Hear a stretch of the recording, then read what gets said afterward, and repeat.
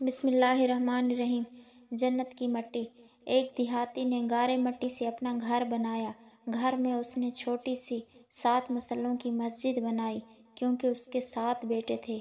تعمیر مکمل ہوئی تو اس نے اپنے بیٹوں کو بلایا اور کہا، میں چاہتا ہوں کہ مسجد کی لپائی جنت کی مٹی سے کروں۔ تم سب بھائی جاؤ اور جنت کی مٹی تلاش کر کے لاؤ۔ بیٹے پریشان ہو گئے کہ جنت کی مٹی کہاں سے لائیں۔